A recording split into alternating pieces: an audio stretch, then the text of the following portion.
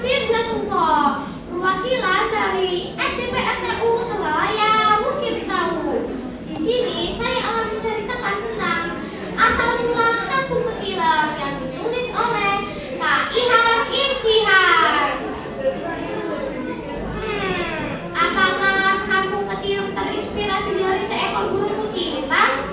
Penasaran kan? Mohon dengarkan ya. Di sebuah kampung bernama Ketilang, tumbuhlah pohon yang besar. Nama pohon besar itu adalah Ketilang. Banyak anak-anak yang bermain di sekitar pohon itu. Ada yang bermain kejar-kejaran, dan ada juga yang bermain petak umpet. Ketika selesai bermain, anak-anak merasa penasaran, kenapa ada pohon sebesar ini? Mereka pun menghampiri kakek yang terkenal paling tua di kampung itu. Kata kakek, ukuran pohon ini 3 kali pelukan orang dewasa. Wah, tenang saja. Sepertinya ukuran pohon ini 3 kali pelukan orang dewasa. Tanganku menyentuh pohon ini. Ketika selesai dipeluk, anak-anak mencoba untuk menyium pohon itu sebagai tanda cinta ciptaan Tuhan. Padahal kata kakek, kalau cinta dengan alam tidak usah dipeluk dan dicium, tapi dijaga dan dirawat. Dirawat? Diberi makan kakek seperti sesajen. Kakek marah kalau dirawat bukan diberi sesajen, tapi bukan diberi sesajen itu musyrik. Teman-teman, ada yang tahu tidak apa itu musyrik? Musyrik itu menyekutukan Tuhan. Kita menganggap bahwa ada kekuatan yang melebihi kekuatan Tuhan. Padahal siapa coba yang menemukan pohon ini? Tuhan kan?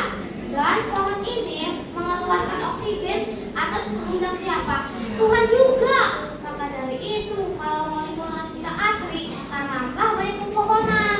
Bukan ditaruh sesajen ya, itu tidak boleh. Lihat pohon ketilang ini, tingginya luar biasa. Pada siang hari saja, bayangan pohon ini menjalar sampai ke kampung tetangga.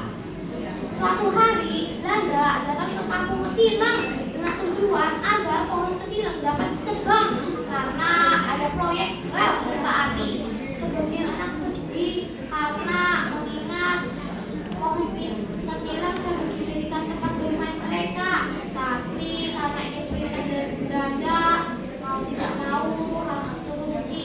Warga kampung Ketilang bergotong royong saling membantu untuk menebang pohon ketilang. Karena pohon yang besar, kayu yang dihasilkan pun banyak.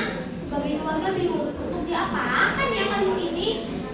Untuk kayu bakar lebih dari cukup, dijadikan korek api. Jadi berapa batang ya?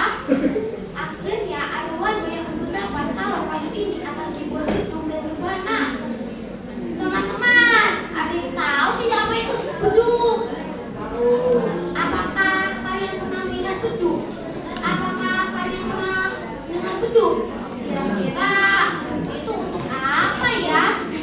Beduk itu pertanda sholat akan segera tiba.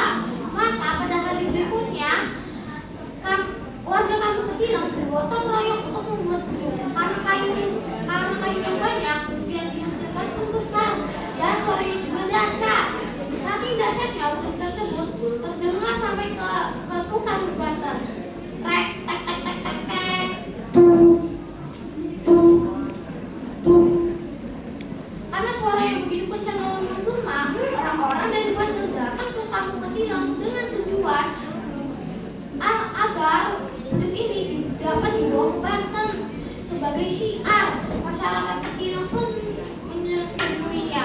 Tapi yang jadi permasalahan, beduk ini dibawa pakai apa ya? Digotong kayaknya nggak kuat, didorong juga kayaknya susah. Akhirnya mereka menemukan solusinya. Beduk ini akan dibawa dengan 2 kereta kuda. Tapi kok seperti baju Banten tidak berbunyi apa-apa ya? Sudah coba ditabuh, tetap tidak berbunyi. Ada yang aneh. Karena suara yang tidak sesuai harapan mereka itu dikembalikan ke kampung Ketilang. Namun nasib malam menimpa beduk itu.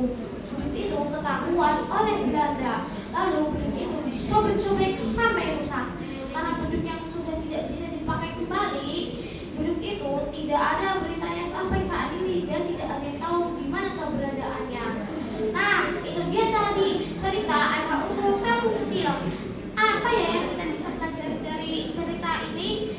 Satu pohon memiliki banyak manfaat. Daunnya rimbun, menghasilkan oksigen. Bahkan setelah ditebang, pohon ketilang dapat dijadikan beduk. Apakah kita bisa bermanfaat seperti pohon ketilang atau malah sebaliknya? Karena kita tersesat karena pohon ini, tersesat karena ikut-ikutan menaruh sesajen, tersesat karena menyekutukan Tuhan, dan tersesat karena yakini bahwa sebuah pohon memiliki kekuatan yang lebih besar dari kekuatan Tuhan. Semoga kita bisa mengambil pelajaran yang baik dari kisah ini. Saya akhiri. Wassalamualaikum warahmatullahi wabarakatuh.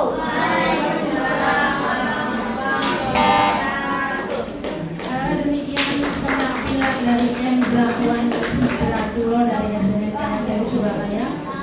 Penampilan selanjutnya sebelum ke penampilan selanjutnya sekali lagi himbauan tidak